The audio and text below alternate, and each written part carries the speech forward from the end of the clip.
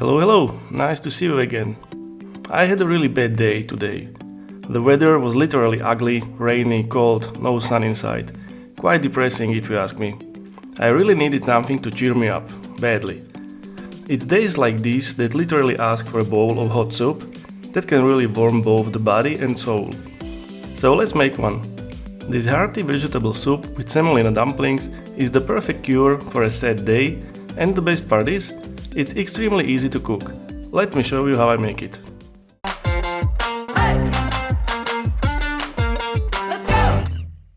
We will need a lot of veggies for this soup, and you can choose the ones you like the most. I always use a lot of carrots, 4 or 5 large ones at least. Peel and cut them into small pieces. 2 pieces of root parsley or parsnip come next. Peel and cut into small pieces again. Now a nice kohlrabi or 2 if you have small ones. Remove the skins and cut into pieces. Half a head of cauliflower goes in too. Cut the florets into smallish pieces. We also need a large onion.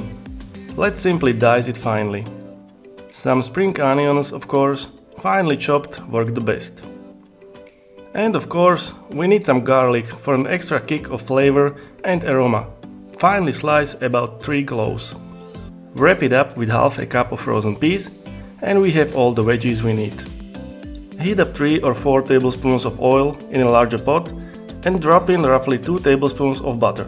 The pot I'm using is 4 liters or roughly 4 quarts big, by the way. Let the butter melt and add the onion, spring onions and garlic. Once the onions become translucent, add the root vegetables, carrots, parsley, kohlrabi.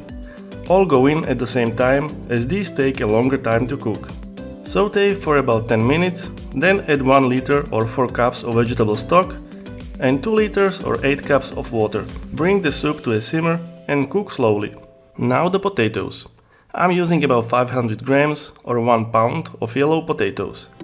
Cut them into bite-sized pieces and add them to the pot.